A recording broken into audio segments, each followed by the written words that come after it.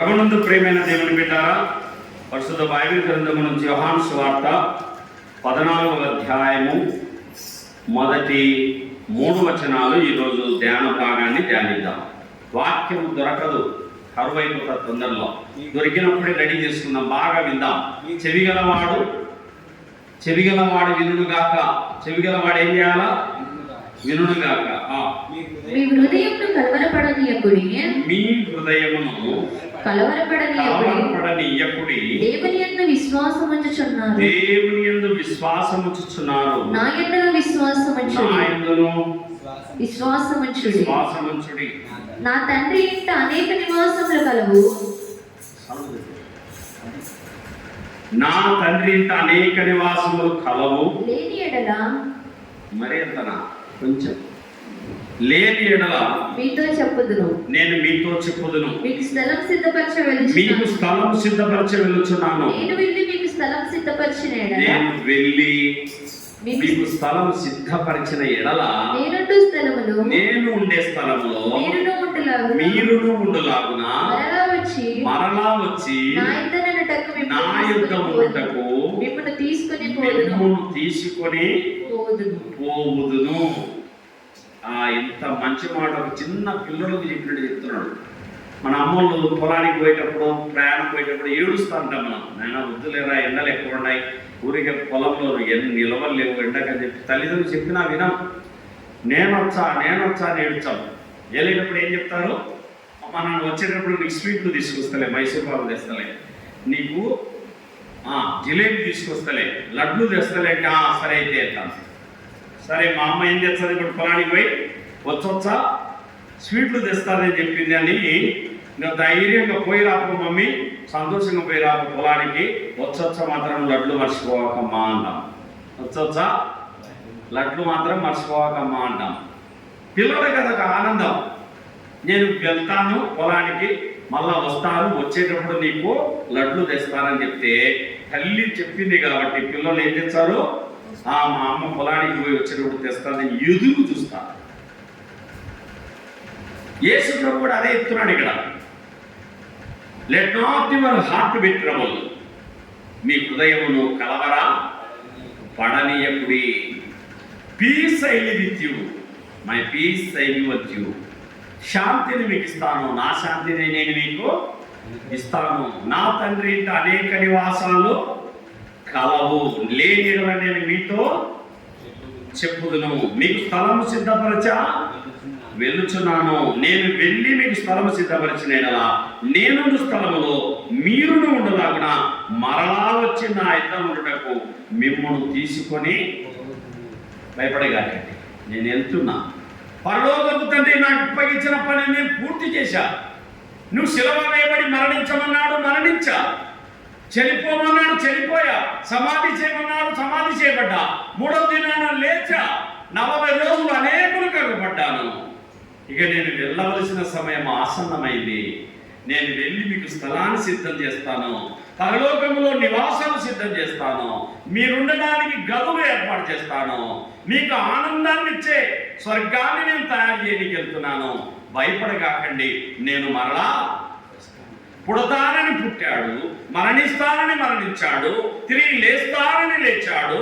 నేను నా తండ్రి దగ్గరకు వెళ్తానని వెళ్ళాడు. వెళ్ళక ముందు నేను వస్తానని చెప్పాడు. తప్పగా వస్తాడు, తప్పగా వస్తాడు. ఎందుకు వస్తాడు? తీసుకుపోవడానికి వస్తాడు. ఎవరిని? నిన్ను, నన్ను. దొంగ ఇల్లు దొంగతనం చేసినప్పుడు ఏమేమి తీసుకుపోతాడు? కొరక, మసిబాత అట్లా ఎత్తుకుపోతాడా? ఇంట్లో దొంగతనం చేసినప్పుడు ఏమి ఎత్తుకుపోతాడమ్మా? బంగారు, వెండి, డబ్బులు, సెల్ ఫోన్లు, విలువైన ఎత్తుకుపోతాడా? లేకుంటే నానాకమైన ఎత్తుకుపోతాడా? విలువైన వస్తువులు ఎత్తుకుపోతాడు. దేవుని దృష్టిలో విలువైన, దేవుని రక్తంతో కడగబడిన బిడ్డ. దేవుడు తన స్వరక్తంతో నిన్ను శుద్ధి చేసుకున్నాడు. కాబట్టి మన దేవుని కోసం, నా దేవుని బిడ్డారా, ప్రభువు యేసుక్రీస్తు వారు చెప్పిన మాట ఏమిటంటే, నేను వెళ్ళి మీకు స్థలాన్ని సిద్ధపరిచి నేను వాళ్ళు మరలా వస్తాను, వచ్చి నా యుద్ధ ఉండడానికి నేను మిమ్మల్ని తీసుకొని పోతాను అని సెలవిస్తున్నాడు. నేను మిమ్మల్ని తీసుకొని పోదును. కాబట్టి మనం భయపడాల్సిన అవసరము, ఎదురు చూద్దాం. ఆయన వస్తానని చెప్పాడు కాబట్టి తప్పక రాకడ కోసమై సిద్ధపడాలి. ఎలా సిద్ధపడాలి? పెళ్లి కొడుకు వచ్చేసినప్పుడు పెళ్లి కూతురు ఎట సిద్ధపడుతుంది? పెళ్లి కొడుకు వచ్చేటప్పుడు పెళ్లి కూతురు అందంగా ముస్తాబవుతుంది, బ్యూటీ పార్లర్ పోతుంది, మేకప్ చేసుకుంటుంది, బాగా నీట్గా ఎంట్రికలు రింగులు రింగులు తిప్పుకుంటుంది. ఎందుకు తిప్పుకుంటుంది? నడుముకు వడ్డానం వేసుకుంటుంది, చేతికి వంకి తొడుక్కుంటుంది, చెంపసారలు పెట్టుకుంటుంది, చెంపసారలు పాపిడిలో పెట్టుకుంటుంది, ఎన్నో అందంగా ముస్తాబవుతుంది. ఎందుకు? పెళ్లి కుమారుడితో కొత్త జీవితం ఆరంభం. కొత్త జీవితం ఆరంభం. 20 ఏళ్ళు తల్లిదండ్రుల దగ్గర పెరిగింది, 20 ఏళ్ళు తల్లిదండ్రుల ప్రేమ చూసింది. ఇప్పుడు కొత్త ప్రయాణం, భర్తతో ప్రయాణము, జర్నీ స్టార్ట్ అవుతుంది. పిల్లలు, కుటుంబం నెమరుతారు. ఆ కొత్త జీవితం ఆరంభం. చూడండి, యెషయా గ్రంథము 62:5. యెషయా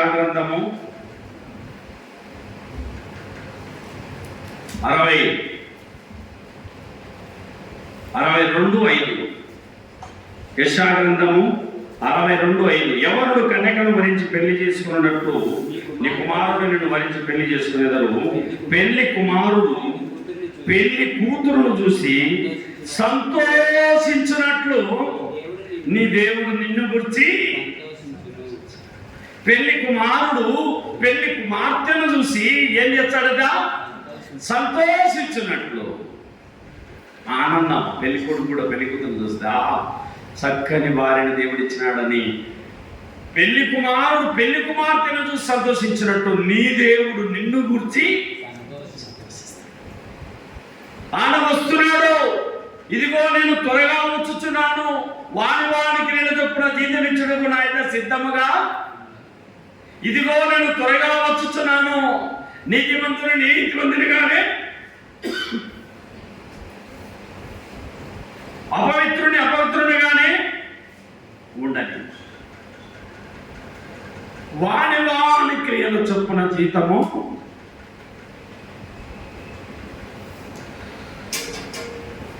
వాని క్రియలు చొప్పున జీవించుటకు నా యొక్క సిద్ధంగా. జీతం ఇవ్వడానికి వస్తాడు యేసు ప్రభు. ఎందుకు వస్తాడు? నిందలు పడి, బాధలు పడి, ఇంట్లో వాళ్ళతో తిట్టించుకొని, ఎన్ని నిందలు, బాధలు, కష్ట నష్టాలు ఎదుర్కొన్నందుకు వీటన్నిటికీ ప్రతిఫలం ఉంది నీకు. దేవుడు నీకు ప్రతి దానికి ప్రతిఫలాన్ని ఇవ్వబోతున్నాడు. మత్తయి సువార్త 6:20.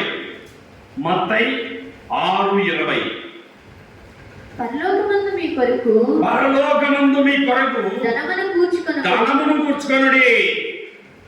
అచ్చట చిమ్మెటైనను తుప్పైనను దానిని తినివేయదు.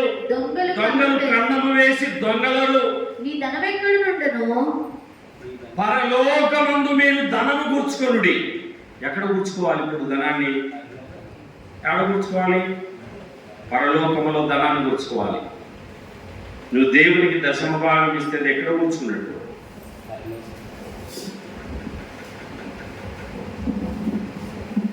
అది దేవుని సన్నిధిలో, దేవుని రాజ్యంలో 1000 రెట్లు పొందుకుంటావు. ఎన్ని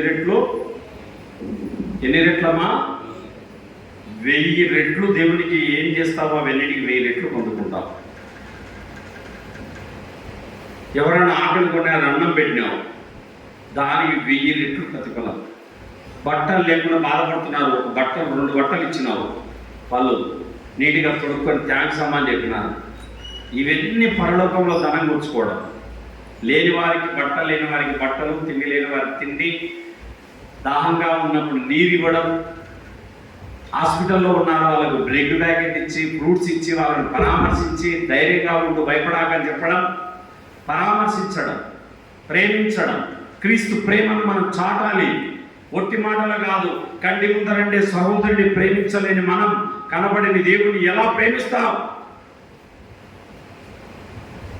ప్రేమ కలిగి ఉండడానికి ప్రయాస పడుడి. ప్రేమ కలిగి ఉండడానికి మనం ఏం పడాలి? ప్రయాసపడాలి. లూకా సువార్త 10:20.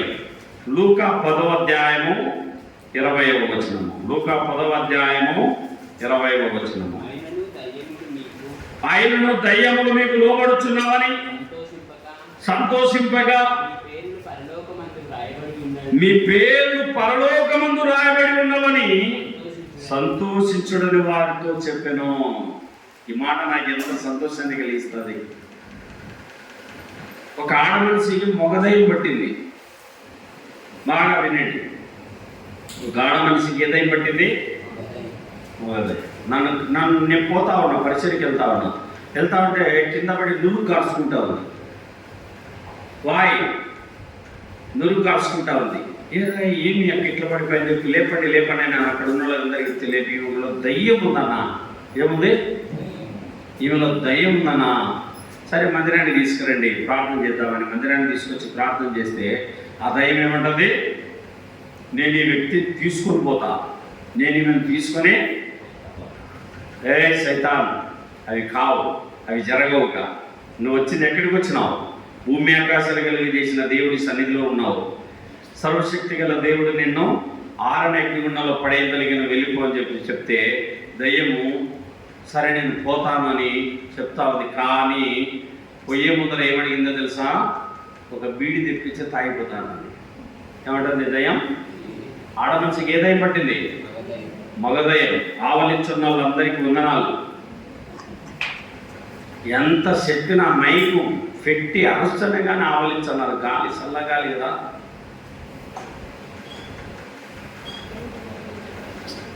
ఆ దయ్యం ఏమడుగుతుంది? ఓ బీడి తెప్పించి తాగిపోతానండి. సైతాన్ అంటాడు, కుదరవు. దేవుని ఆవరణంలో మందిరావరణంలో బీడీలు సిగరెట్లు తీసుకురావడానికి పాసిబిలిటీ లేదు. మళ్ళీ ప్రార్థన చేసి పోతా అంటుంది. చేతిలో చేయించుకుంటా దయ్యంతో. నేను దయ్యాలు మాట తప్పు, మనుషులు తప్పుతారు. దయ్యాలు మాట తప్పు. చేతిలో చేసి దయ్యంగా నేను వెళ్ళిపోయిందని. నేను ఈ వచనం చూసినప్పుడు దయ్యములు మీకు లోబడుచున్నామని సంతోషింపక మీ పేర్లు పరలోకమందు రాయబడి ఉన్నవని సంతోషించండి. ఎక్కడ రాయబడ్డాయి మన పేర్లు? పరలోకంలో. పరలోక పట్టణము 12 గుమ్మములు. పరలోక పట్టణము 12 గుమ్మములు. నా కొరకే కట్టితివా నా తండ్రి యేసయ్యా. ముత్యాలు రతనాలు వజ్రాలు వైడూర్యాలు. ముత్యాలు రతనాలు వజ్రాలు వైడూర్యాలు. నా కొరకే కట్టితివా నా తండ్రి యేసయ్యా. ఆకలుండదు, దప్పికుండదు, సూర్యుడుండడు, చంద్రుడుండడు. ఆకలుండదు, దప్పికుండదు, సూర్యుడుండడు, చంద్రుడుండడు. నా కొరకే కట్టితివా నా తండ్రి యేసయ్యా. ఎవరి కోసం కట్టాడు పరలోకాన్ని? yes, నా కోసం, నీ కోసం. దేవుడు 2026 సంవత్సరాల నుండి కన్స్ట్రక్షన్ జరుగుతా ఉంది. ఆయన కడుతా ఉన్నాడు. వజ్ర వైడూర్య మనగత మాణిక్యములతో, నానావిధ రత్నములతో దేవుని రాజ్యం కట్టబడుతా ఉంది. పరలోకంలో ప్రభుతో కూడా ఆనందించే సమయం మనకు ఆసన్నమైంది. కాబట్టి మనము ధైర్యంగా ఉండాలి. మన పేర్లు ఎక్కడ రాయబడ్డాయి? పరలోకములో రాయబడ్డాయి నీ పేర్లు. అపోస్తలుల కార్యముల గ్రంథము 7:55. అయితే అతడు పరిశుద్ధాత్మతో నిండుకొనిన వాడై ఆకాశం వైపు తేరి చూసి దేవుని మహిమను, యేసు దేవుని కుడి పార్శ్వమందు నిలిచి ఉండటను చూచి ఆకాశము తెరవబడుటయు మనుష్య కుమారుడు దేవుని కుడి పార్శ్వమందు నిలిచి ఉండుటయు చూచుచున్నానని స్టెఫన్ పరిశుద్ధాత్మతో నిండుకొనిన వాడై. రాళ్ళతో కొట్టి చంపుతా ఉంటే దేవుడు కనబడుతున్నాడు ఆయనకు. పరలోకం కనబడుతా ఉంది, ఆకాశం తెరవబడింది. పరలోకపు తండ్రి తన కుమారుడైన ప్రభువైన యేసుక్రీస్తు వారు మహిమలో ఆనందంగా కనబడుతున్నాడండి. ఈ మట్టి శరీరంతో మనం దేవుని చూడలేం, కానీ ఈ లోకాన్ని విడిచిన తర్వాత మనం ఆత్మనేత్రాలను దేవుని చూడగలుగుతాం. భయం ఏమీ లేదు. ఆనందంగా ప్రభువును ఎదుర్కొంటాం, ఆనందంగా పరలోకంలో ప్రభువును చూస్తాం. కాబట్టి ఇక్కడ స్టెఫను దేవుని మహిమను చూస్తున్నాడు. సోదరి సోదరుడా, దేవుని రాజ్యం ఉన్నది వాస్తవం, ఆ రాజ్యంలో మన పేరు రాయబడింది వాస్తవం. భయపడాల్సిన అవసరమో లేదు. రండి దేవుని వాక్యంలోనికి వెళ్ళిపోదాం. కొరింథీయులకు రాసిన 2వ పత్రిక 5:1.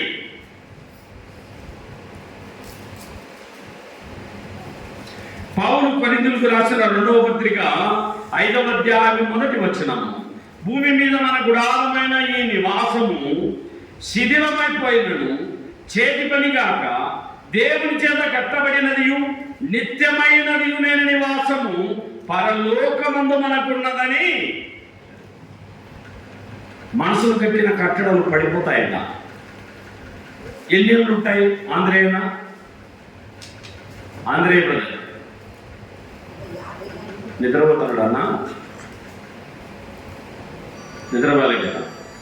ఎన్ని ఏళ్ళు ఉంటుంది? మన మనసులు కట్టిన కట్టడ ఎన్ని ఏళ్ళు ఉంటుంది? 200 ఏళ్ళు ఉంటుందా? 200 ఏళ్ళు ఉండవచ్చేమో. 200 ఏళ్ళ తర్వాత ఇల్లు ఏమైపోతుంది? అది కూలిపోతుంది, శిథిలమైపోతుంది. మనుషుల చేత కాక మనుషులు కట్టిన కట్టడలు, ఆనాడు బ్రిటిష్ వాళ్ళు కట్టిన బ్రిడ్జిలు కొన్ని పడిపోయినాయి, కొన్ని ఉన్నాయి.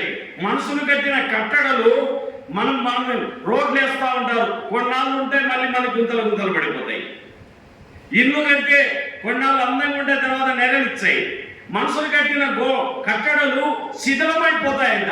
మన శరీరం కూడా వయసులో బాగుంటాం, వృద్ధాప్యంలో ముసలితనం వస్తుంది.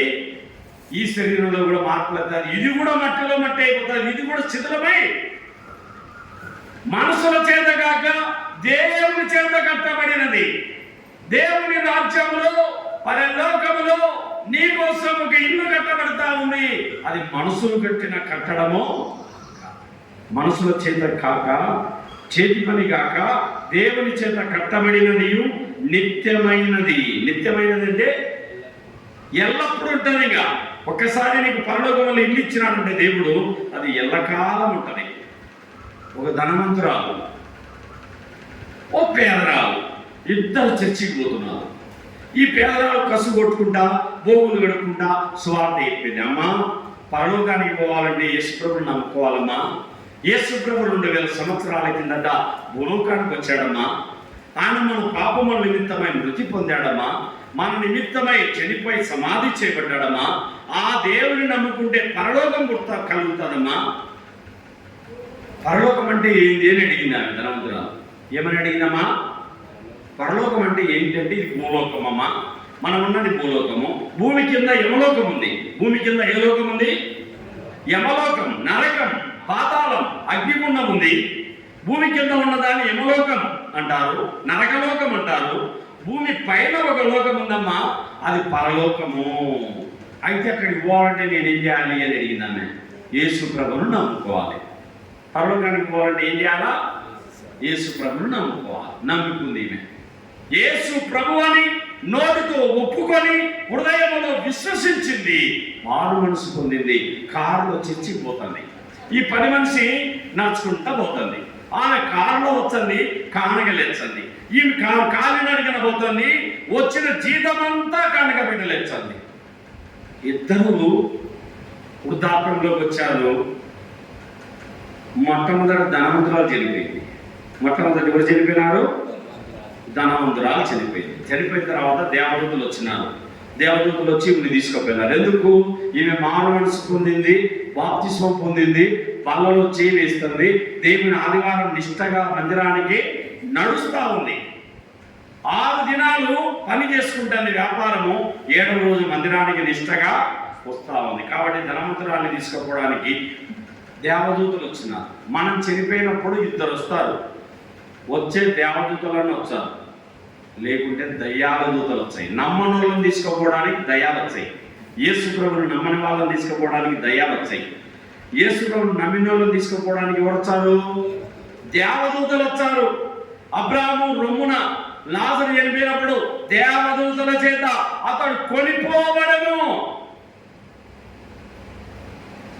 అబ్రాహాము రొమ్మున అనుకోవడానికి లాజరు ఏమైనాడు? దేవదూతల చేత అతడు కొనిపోబడను. మనం చనిపోయినప్పుడు కూడా దేవదూతలు వచ్చి మనం దేవుని రాజ్యానికి తీసుకెళ్తారు. కాబట్టి ఇక్కడ మనం గమనిస్తే ఈ ధనవంతురాలు చనిపోయింది, పరలోకం పోయింది. ఇత్తడి ప్లేట్ ఇచ్చినారు, ఏదో స్టీల్ గ్లాస్ ఇచ్చినారు. ఏదో మొత్తానికి స్వర్గంలోకి వచ్చిన ఇంతే చాలు నాయన దేవుడా తండ్రి అని చెప్పి ఆ ధనవంతురాల ఇత్తడి ప్లేట్ తీసుకొని ఆ స్టీల్ గ్లాస్ తీసుకొని ఆహారం పరలోకంలో తింటా ఉంది. కొన్ని రోజులు ఈ పేదరాలు కూడా చచ్చిపోయింది. కొన్ని రోజులకు ఈ పేదరాలు కూడా చనిపోయింది. ఈమెను దేవదూతలు తీసుకుపోయినారు.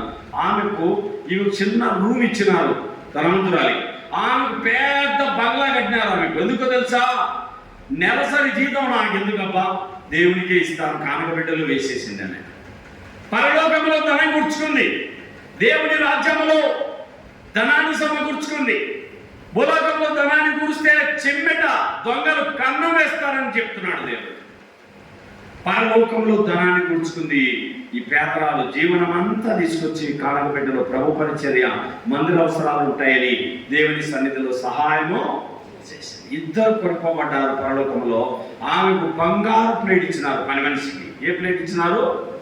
బంగారు ప్లేట్ ఇచ్చినారు, వెండి గ్లాస్ ఇచ్చినారు. అరే, నా ఇంట్లో పని మనిషికి బంగారు ప్లేట్ ఇచ్చి నాకు ఇత్తడి ప్లేట్ ఇచ్చారా? నా ఇంట్లో పని మనిషికి వెండి గ్లాస్ ఇచ్చి నాకు స్టీల్ గ్లాస్ ఇచ్చారా అని పరలోకంలో ధనవంతురాలు కొట్లాడుతుంది. అమ్మ, పిండి కొద్ది రొట్టె ఏముంటుంది? పిండి కొద్ది రొట్టె, చెట్టు కొద్ది గాలి. నువ్వు ఎంతవరకు దేవుని పూజించినావో, నువ్వు చేసిన ధర్మకార్యాలు భూలోకంలో ఏమైతే ఉన్నాయో వాటిని బట్టే నీకు ఇక్కడ ప్రతిఫలం ఉంటుంది. భూలోకంలో ఆయన సన్నిధికి నడుచుకుంటూ వచ్చింది ఆమె. మందిరానికి కాలినడకన వచ్చి ప్రభుని ఆరాధించింది. నువ్వు కారులో వచ్చినావు. ఆమె బైబిల్ స్టడీకి వచ్చింది, ఫాస్టింగ్ ప్రేయర్కి వచ్చింది, మందిరంలో కసువు కొడుతుంది, బోకలు కడుగుతుంది, ఎన్నో పరిచయం చేసింది. కానీ పెద్ద బంగ్లా. ఇక్కడ నువ్వు ఎంత పని చేస్తావో ప్రభు పని, అక్కడ అంత ప్రతిఫలం 1000 రెట్లు దేవుడు నీకు ఇస్తాడు. కాబట్టి మనం పరలోకంలో ప్రభు సన్నిధిలో దేవుని చేత కట్టబడిన పరలోకం మన కోసం మనుషుల చేత గాక దేవుని చేత కట్టబడినది నిత్యమైన నివాసము పరలోకమందు మనకున్నదని ఎరుగుదుము. గుర్తుపెట్టుకో సోదరుడా, గుర్తుపెట్టుకో సోదరి, నీకు ఇల్లు ఉంది పరలోకంలో. వజ్రాలతో ఉంది, వైడూర్యాలతో, కెంపులతో, ముత్యాలతో, నానావిధ రత్నాలతో దేవుడు కాంపౌండ్ కడుతున్నాడు. బంగారు వీధులను ప్రయాణం చేస్తావు. యేసు ప్రభు పరలోకంలో ఆనంద రాజ్యంలో ప్రవేశిస్తావు. ఆనందంగా జీవిద్దాం, ప్రభువులో ఆనందిద్దాం. హెబ్రీయులకు రాసిన పత్రిక 11వ అధ్యాయము 10వ వచనము. పౌలు హెబ్రీయులకు రాసిన పత్రిక 11వ అధ్యాయము 10వ వాక్యము. హెబ్రీ 11:10. ఏలయనగా దేవుడు దేనికి శిల్పియు నిర్మాణకుడై ఉన్నాడు. పునాదులు గల పట్టణము కొరకు అబ్రహాము ఎదురు చూచుచుండెను. పునాదులు గల పట్టణము కోసం ఎదురు చూసినాడు. ఈ లోకం నాది కాదని అబ్రహాముకు తెలుసు. ఈ లోకం ఎన్ని రోజులున్నా ఈ లోకాన్ని వదలాలా, వదలకూడదా? ఇట్లే చిర కొట్టుకుని ఉంటారా? చెప్పండి. ఈ లోకంలో ఎన్నాళ్ళున్నా ఇల్లు కమలాపురం నీది కాదు, కమలాపురంలో ఉన్న ఇల్లు నీది కాదు. తల్లి కడుపులో ఎట్టు వచ్చినావో తిరిగి అట్లే వెళ్ళిపోతాం. మనం వచ్చినప్పుడు ఏం తేలేదు. మనం ఈ లోకంలోనికి ఏమీ తేలేదు. మనం ఈ లోకం నుండి ఏమీ తీసుకొని పోలేము. వచ్చినప్పుడు ఎలా వచ్చామో పోయేటప్పుడు అలాగే పోతాం. తిమోతికి రాసిన మొదటి పత్రిక 6:6 మాట ఉంది. మనం ఈ లోకంలోని ఏమీ తెలియదట. ఏమైనా తెచ్చినారక? ఏమైనా తెచ్చారన్నా? బాలస్వామినా ఏమైనా తెచ్చినారా? ఏం చేయాలి? ఒట్టి చెట్లు కేవలం ఏడుస్తా పుట్టినాం. పుట్టినప్పుడు ఏడ్చివి, సచ్చేటప్పుడు ఏడిపించి 10 మందిని ఏడిపించి పోతుంది. పుట్టినప్పుడు ఏడ్చినాం, సచ్చినప్పుడు 10 మందిని ఏడిపించి పోతున్నాం. ఇది జీవితం. ఇంతే. నీ ద్వారా ఎవరైనా నవ్వుతున్నారా? నువ్వు ధన్యుడివే. ఏడ్పించకు, జనాలను ఏడ్పించకు, ఆనందింపజేయి, సంతోషింపజేయి. దేవుడు నీకు ప్రతిఫలాన్ని ఇస్తాడు. పునాదులు గల పట్టణం. అబ్రాహాము దేవుడు దేనికి శిల్పియు నిర్మాణకుడై ఉన్నాడు. పునాదులు గల పరలోకపు పట్టణము కొరకు అబ్రహాము ఎదురు చూచుచుండెను. దేవుని రాజ్యం పోవడానికి ఎదురు చూస్తున్నాడట. సిద్ధపడి ఉన్నావా సోదరుడా? ఎదురు చూస్తున్నావా? దేవుని రాజ్యంలో నా దేవుని చూడాలి, నా దేవునితో భోంచేయాలి, నా దేవునితో ఆనందించాలన్న ఆశ, నిరీక్షణను కలిగి ఉన్నావా? రండి, ప్రకటన గ్రంథము 7వ అధ్యాయము, ప్రకటన గ్రంథము 7వ అధ్యాయము 9వ వాక్యము. అటు తర్వాత నేను చూడగా ఇదిగో ప్రతి జనములో నుండి, ప్రతి వంశములో నుండి, ప్రజలలో నుండి, ఆయా భాషలు మాట్లాడే వారిలో నుండి వచ్చి ఎవడను లెక్కింపజాలని ఒక గొప్ప సమూహము కనబడెను. వారు తెల్లని వస్త్రములు ధరించుకున్న వారై ఖర్జూరపు మట్టలు చేత పట్టుకొని సింహాసనం ఎదుటను గొర్రె పిల్ల ఎదుటను నిలవబడి, సింహాసనాసీనుడైన మా దేవునికిని గొర్రె పిల్లకును మా రక్షణకై స్తోత్రమని మహాశబ్దముతో ఎలుగెత్తి, యావత్ ప్రపంచంలో ఉన్న ప్రజలు, ఆయా ప్రజలు, ఆయా భాషలు మాట్లాడేవారు, ఆయా ప్రజల నుండి దేవుడు తన కోసం మనుషులను కొనుక్కొని ఆయన రాజ్యములో ఆయన దర్శనాన్ని చేసుకోవడానికి సిద్ధపడుతున్నాం. అందులో మనమందరం కూడా ఉన్నాం. యేసు ప్రభువు రాకడ కోసం ఎదురు చూస్తున్నాం. ఆయన వస్తాడు, తప్పక ఆయన నిన్ను తీసుకొని పోవడానికి ఇల్లు సిద్ధం చేస్తున్నాడు. వజ్ర వైడూర్య మరకత మాణిక్యములతో దేవుడు నీకు నిత్య నివాసాన్ని సిద్ధం చేస్తున్నాడు. అక్కడ మనుషులు కట్టడం లేదు, దేవదూతలు కడుతున్నారు, దేవుడు కడుతున్నాడు ఇల్లు. పర్మనెంట్ ఇల్లు, కోట్ల సంవత్సరాలు ఉండడానికి పర్మనెంట్ ఇల్లు దేవుడు నీకు రెడీ చేస్తున్నాడు. కనుక మనం ధైర్యంగా నిలవాలి. ప్రకటన గ్రంథము 21, ప్రకటన 21:3. అప్పుడు ఇదిగో దేవుని నివాసము మనుషులతో కూడా ఉన్నది. ఆయన వారితో కాపురముండును, వారాయన ప్రజలై ఉందురు. దేవుడు తానే వారి దేవుడై ఉండి వారికి తోడై ఉండును. ఏమైంటాడదా? తోడై ఉండును. ఎంతకాలం? ఎల్లకాలం తోడుతాడిట. సదాకాలం మీరు నాతో ఉంటారన్నాడు. ఎంతకాలం అంట? ఇదిగో యుగ సమాప్తి వరకు సదాకాలం నేను మీతో ఉన్నాను. భూలోకంలో ఆయన తోడు, ఈ లోకాన్ని విడిస్తే పరలోకంలో ఆయన ఎల్లకాలము తోడు. దేవుడు నన్ను విడిచిపెట్టాడని ఎందుకు అనుకుంటున్నావు? దేవుడు నన్ను మర్చిపోయాడని ఎందుకు అనుకుంటున్నావు? నిన్ను మార్చే దేవుడు కాదైనా, నిన్ను విడిచే దేవుడు కాదైనా, ఎల్లకాలం నిన్ను అంటు పెట్టుకొని ఉన్నాడన్న విషయాన్ని, మనం సత్యాన్ని గమనించాలన్న విషయాన్ని ఈ సమయంలో మనం గమనించాలి. 4వ వచనం, ఆయన వారి కన్నుల ప్రతి బాష్ప బిందువును తుడిచివేయును, మరణము ఇక ఉండదు, దుఃఖమైనను, ఏడుపైనను, వేదనైనను ఇక ఉండదు. మొదటి సంగతులు గతించిపోయినని సింహాసనములోని వచ్చిన గొప్ప స్వరము చెప్పుట వీటిని. అప్పుడు సింహాసనాసీనుడైన వాడు, ఇదిగో సమస్తమును నూతనమైనవిగా చేయుచున్నానని చెప్పెను. మరి ఈ మాటలు నమ్మకమును నిజమునై ఉన్నవి. ఈ మాటలు నమ్మకమైనవి, నిజమునై ఉన్నవి. దేవుడు నీ కోసం ఆకలి దప్పులని రాజ్యాన్ని స్థాపిస్తున్నాడు. శాశ్వతమైన పట్టణాన్ని సిద్ధపరుస్తున్నాడు. పునాదులు గల పట్టణాన్ని సిద్ధపరుస్తున్నాడు. మనుషుల చేత కాక దేవుని చేత కట్టబడిన నిత్య నివాసమును దేవుడు సిద్ధపరుస్తున్నాడు. ఎందుకు దిగులు చేస్తావు తల్లి? ఎందుకు కలవరపడతావు? దేవుడు నన్ను వదిలేశాడు, దేవుడు నన్ను మర్చిపోలేదు అని మర్చిపోయాడేమని అనుకోవద్దు. ఆయన ఎల్ల కాలం నిన్ను అంటు పెట్టుకొనే ఉన్నాడు. రండి, దేవుని వాక్యంలోనికి ముందుకెళ్ళిపోదాం. అదే అధ్యాయం 22:14, ప్రకటన 22:14. జీవవృక్షములకు హక్కు గలవారై పరలోకపు గుమ్మముల గుండా ఆ పట్టణంలోనికి ప్రవేశించినట్లు తమ వస్త్రములను ఉతుకుకొనువారు ధన్యులు. హృదయ వస్త్రాన్ని ఉతుక్కున్నలు ధన్యులు. మారు మనసు పొందినవారు ధన్యులు. బాప్తిస్మం పొందినవారు ధన్యులు. ప్రభు బలలో చేవేసేవారు ధన్యులు. ఆదివారం ఆరాధనలో కనబడువారు ధన్యులు. ఆయన మాటలు వినువారు ధన్యులు. ఆయన వాక్యం కైకొనువారు ధన్యులు. మనం ధన్యులం. ధన్య ధన్యాయేసు నామము, జయ జయ ప్రభు నామము. ఆయన సన్నిధిలో ధన్యనామాన్ని, ప్రభు అయిన యేసుక్రీస్తు శక్తిగల మహిమగల నామాన్ని ఆరాధిస్తున్నాం. మనం ధన్యులం, ధన్యులం, ధన్యులం.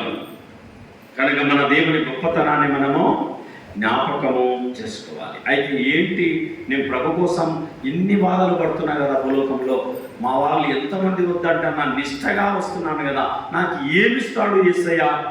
చూడండి, దువ్వూరు నుంచి వచ్చింది హసీన. దువ్వూరు ఎంత దూరం ఉంది?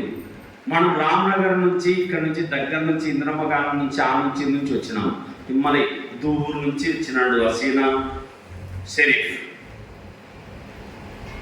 ఇంటిని వదిలి, పనులన్నీ వదిలి, దేవుని సన్నిధికి, దేవుని మాటలు వినాలి, దేవుని పాటలు వినాలి, దేవుని ఆరాధించాలి, కొనియాడాలని షరీఫ్ హసీనా దేవుని సన్నిధిలో దేవుని ప్రేమను నెమరు వేసుకోవడానికి వచ్చారు. ఇందుకు దేవుడు 10 బలాన్ని ఇస్తాడు. బల, నమ్మకమైన మంచి దాసుడా, బల, నమ్మకమైన మంచి దాసురాలా, నా కోసం ఎన్ని వందల కిలోమీటర్లు లెక్క చేయకుండా నా సన్నిధిలో నడిచా. ప్రొద్దుటూరు నుంచి వచ్చింది అనురాధమేట. రావడానికి వాహనాల అనుకూలత లేకపోయినా, ఎన్ని ఇబ్బందులున్నా దేవునికి సమయాన్ని ఇవ్వాలి, దేవుని ప్రేమించాలి, నా కోసం ప్రాణం పెట్టిన దేవుణ్ణి నేను ఆరాధించాలి, ప్రభు సన్నిధిలో కనబడి దేవుని స్తుతించాలి అన్న తపన, ఆ ప్యాషన్, ఆ డిజైర్, ఆ కసి, దేవునితో సహవాసం చేస్తే నేను ఆశీర్వదించబడతాను అన్న అదృష్ట, నీటి వాగుల కొరకు దుప్పి ఆశించినట్టు నీ కొరకు నా ప్రాణము దప్పిగొనుచున్నది. నా ప్రాణమా, నా సమస్తమా ప్రభుని స్తుతించుమా. నా యేసు చేసిన మేలను నీవు మరువకుమా. దేవుడు చేసిన మేలులను మనం ఏం చేయకూడదు, మరచిపోకూడదు, జ్ఞాపకము చేసుకోవాలి. రండి, అయితే మనకు ప్రభు ఇచ్చే బహుమతులేంటి? రండి, కొరింథీయులకు రాసిన మొదటి పత్రిక 9:25. కొరింథీయులకు రాసిన మొదటి పత్రిక 9వ అధ్యాయము 25వ వచనము. మరియు 12 మంది పోరాడు ప్రతివాడు, మరియు 10 మంది పోరాడు ప్రతివాడు అన్ని విషయాల్లో మితముగా ఉండును. వారు క్షేమము, క్షేమంటే నాశనమైపోయే కిరీటాన్ని పొందుటకు, మనమైతే అక్షయమగు కిరీటం పొందుటకు మితముగా ఉన్నాము. అక్షయమగు కిరీటం దేనికోసం? ఏ కిరీటం ఇస్తాడని మన దేవుడు ఎప్పుడు కూడా క్షేము కాని కిరీటాన్ని, శాశ్వత కిరీటాన్ని దేవుడిని పరలోకంలో పెడతాడు దేవుడు. బల కుమారి, బల కుమారుడా, నన్ను ప్రేమించి నా ఆజ్ఞలు గైకొని నా మాటలు విని నా సన్నిధిలో ఆనందించి బలలో చేవేసి నన్ను మహిమపరచావు. దేవుడు నీకు అక్షయ కిరీటాన్ని నీ తలకు పెడతాడట. వేల మందిలో, లక్షల మందిలో, కోట్ల మందిలో నీ పేరు పెట్టి పిలుస్తాడు. నిన్ను అక్షయ కిరీటాన్ని ఇస్తాడు దేవుడు. ఇది బహుమానం అండి పరలోకములో నీకు. తెస్సలోనికీయులకు రాసిన 2వ పత్రిక 19. పౌలు తెస్సలోనికీయులకు రాసిన 2వ పత్రిక 9.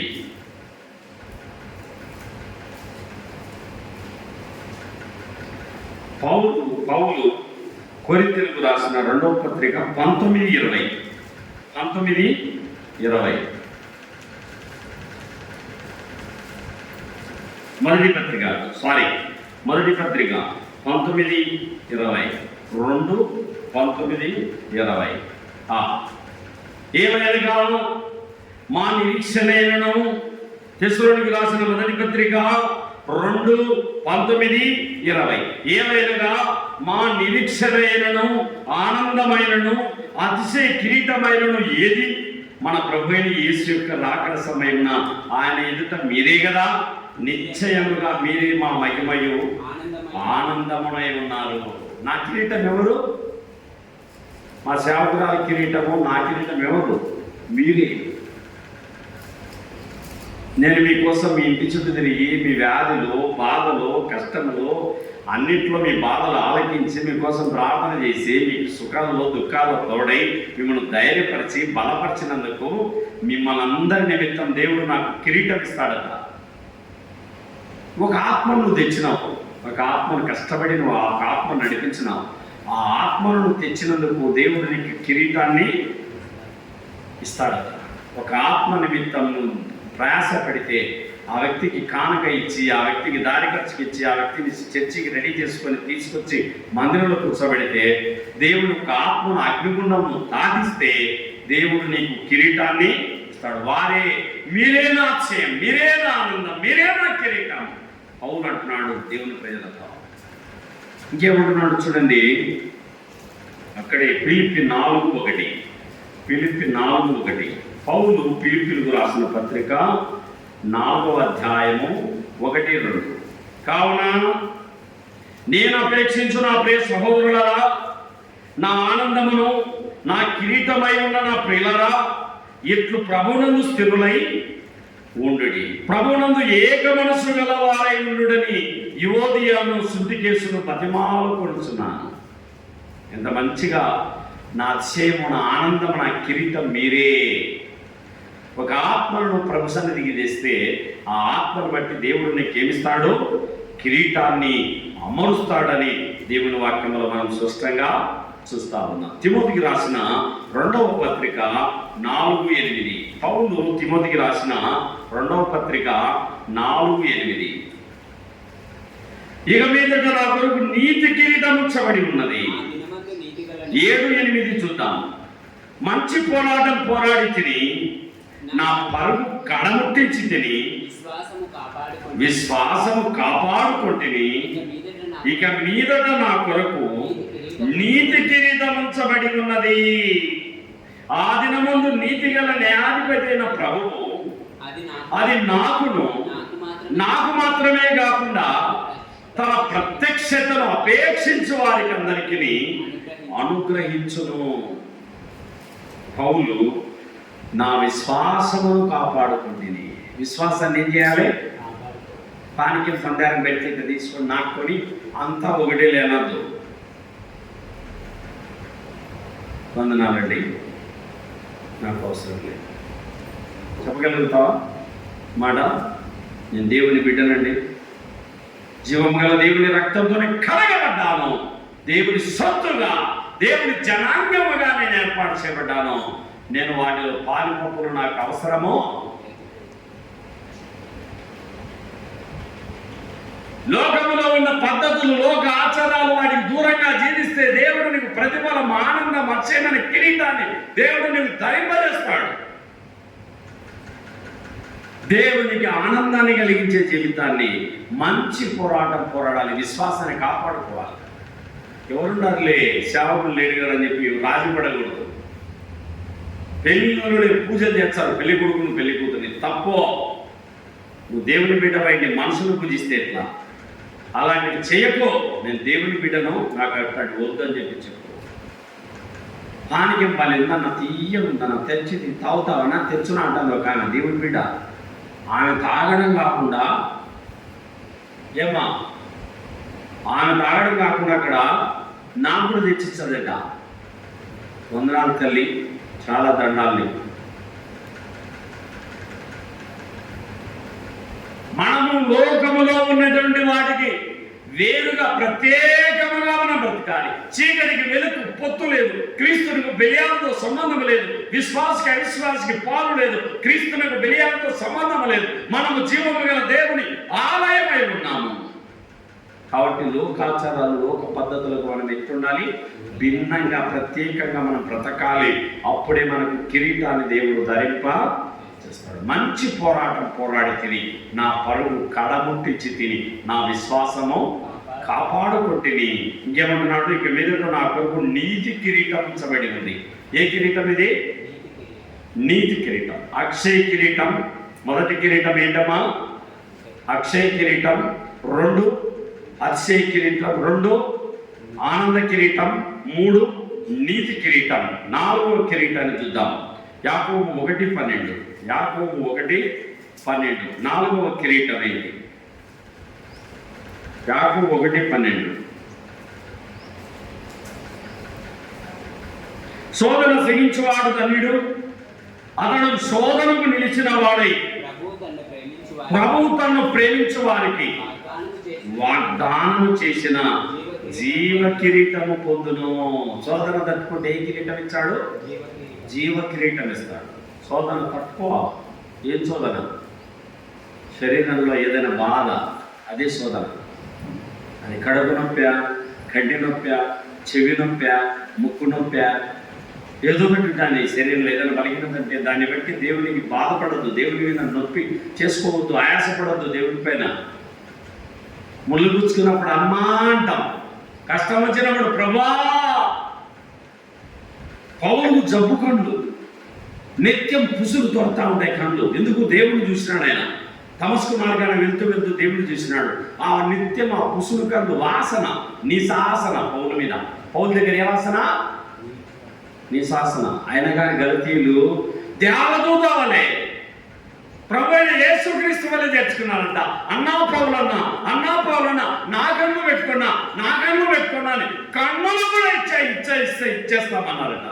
కన్నులు ఊడవేకి ఇచ్చామన్నారంట గలతీయులు. పౌరు కోసం, శావుల కోసం కన్ను కూడా ఇచ్చామన్నారు బైబిల్లో.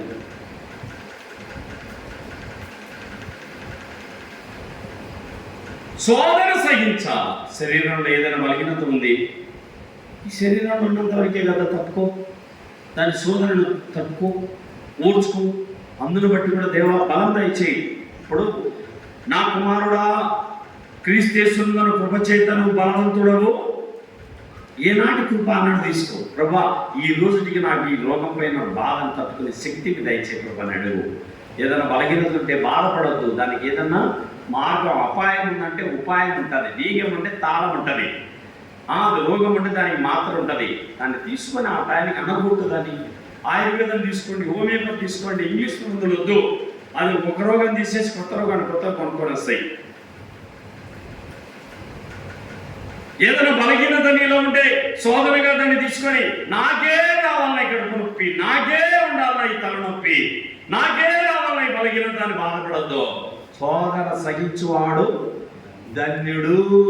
శోధన తట్టుకునే వాళ్ళు ఎవరట? ధన్యులు. వారికి జీవ కిరీటమును దేవుడు దయచేస్తాడు. తర్వాత మొదటి పేతురు 5:4. మొదటి పేతురు 5:4. ఇక్కడ ఒక కిరీటం ఉంది, చదవండి. మొదటి పేతురు 5:4. ప్రధాన కాపరి ప్రత్యక్షమైనప్పుడు మీరు వాడవాలని మహిమా కిరీటం పొందుదురు. ఏ కిరీటం ఇది? పేతురు రాసిన మొదటి పత్రిక 5:4. ప్రధాన కాపరి ప్రత్యక్షమైనప్పుడు మీరు వాడవాలని మహిమా కిరీటం పొందుదురు. ఏ కిరీటము? దేవుడు ప్రత్యక్షమైనప్పుడు కుమారుడా, నా కోసం ఎంత బలంగా నిలబడ్డావయ్యా, ఎంత చక్కగా వచ్చావయ్యా ఆదివారం, ఎన్ని పనులున్నా వదిలేసి నా సన్నిధికి వచ్చి నా మాటలు విని బల్లలో చేసి నన్ను ఆరాధించావయ్యా కుమారి అని చెప్పి దేవుడు వేల మందిలో దేవుడు నీకు మహిమా కిరీటాన్ని, ఏ కిరీటం అది? మహిమా కిరీటాన్ని వేల లక్షల కోట్ల సమక్షంలో దేవుడు నీకు మహిమ కిరీటాన్ని ధరింపజేస్తాడు. దానికోసం నిలబడాలి. ఇంకా ఏ కిరీటం ఉంది? ప్రకటన 3:11. ప్రకటన 3:11. ఇక్కడ విజయ కిరీటం, విజయ కిరీటం. ఈ లోకంలో విజయ కిరీటం.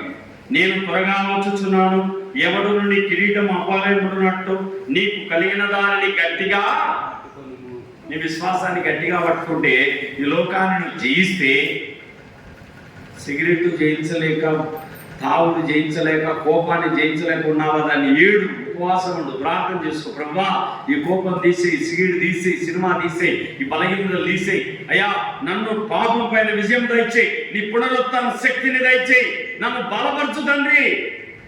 లోకాన్ని నువ్వు జయిస్తే విజయాన్ని దేవుడు, విజయ కిరీటాన్ని ఇస్తాడట దేవుడు. ఏ కిరీటాన్ని ఇస్తాడట? విజయ కిరీటం నీకు కలిగిన దాన్ని గట్టిగా పట్టుకో. సాతానుడు ఎత్తుకపోతాడు నీ విశ్వాసాన్ని. ఏం పోతావులే చర్చికి? ఇద్దరు యవనస్తులు చర్చికి వస్తున్నారు,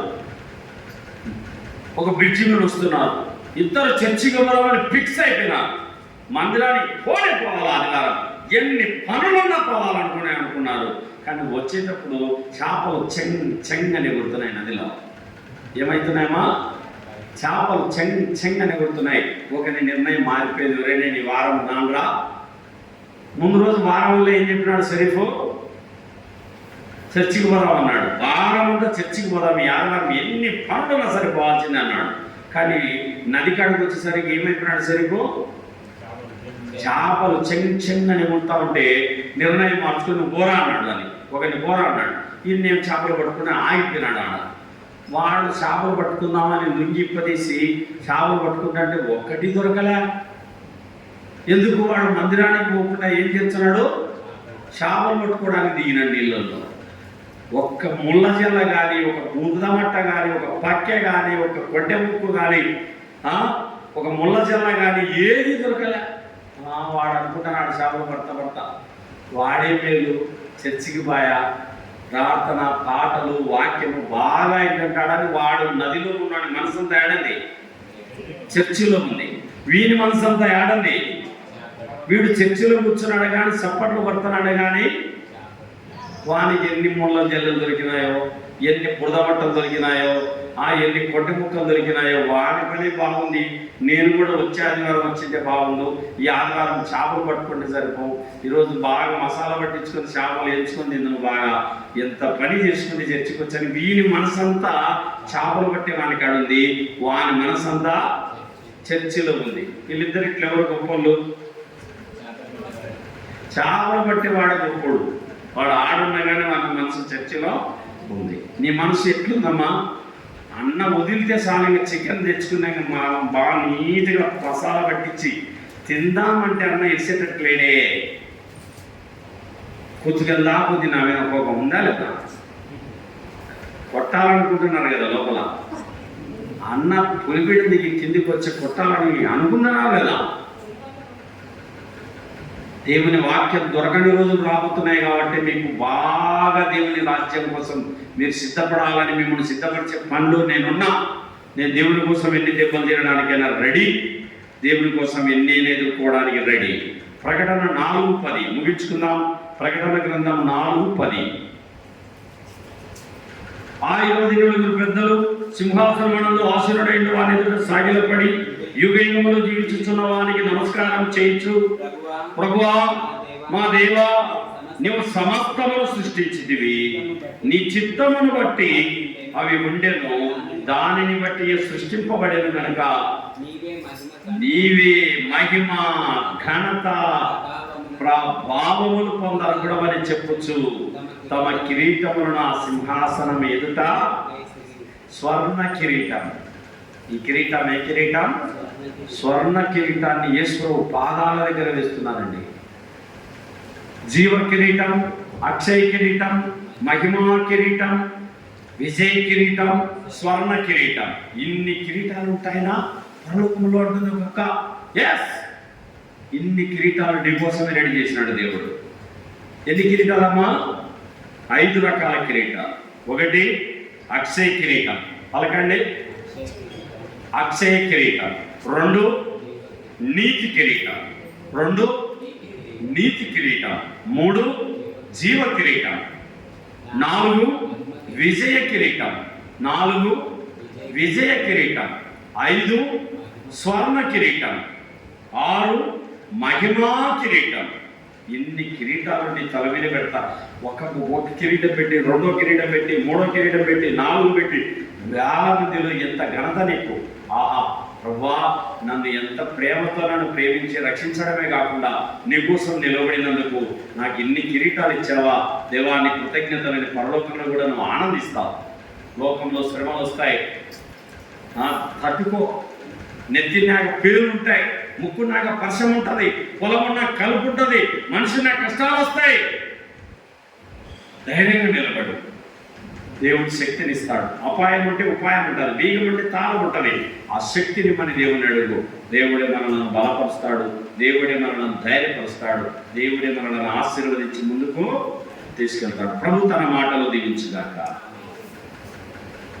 ప్రేమగల మా పరలోకపు తండ్రి, పరలోకపు దేవా, జీవ కిరీటం, అక్షయ కిరీటం, వాడబారణ కిరీటం, మహిమా కిరీటం, ఆనంద కిరీటం దేవా, మరి విజయ కిరీటం, స్వర్ణ కిరీటం, 7 కిరీటాల గురించి నైనా ఈరోజు ధ్యానించామనైనా మీకు కృతజ్ఞతలు.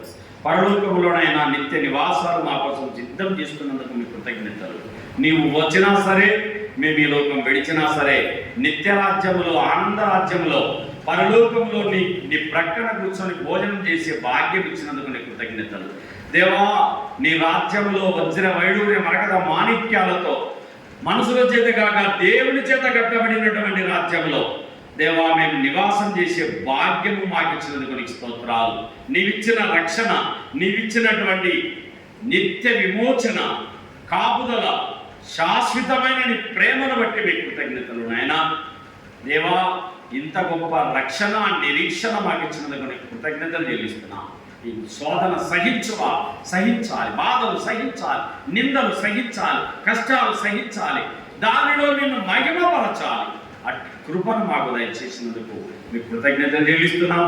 ఈ నాటి శక్తిని ఆనాడు నీ పునరుత్థాన శక్తిని మాకు ఇచ్చి నడిపిస్తున్నందుకు మీకు కృతజ్ఞతలు చెల్లిస్తూ వాక్యమైన యేసుప్రభు నామమున స్తోత్రములు చెల్లించి వేడుకొనుచున్నాము తండ్రి. ఆమేన్, ఆమేన్. అందరికీ వందనాలు.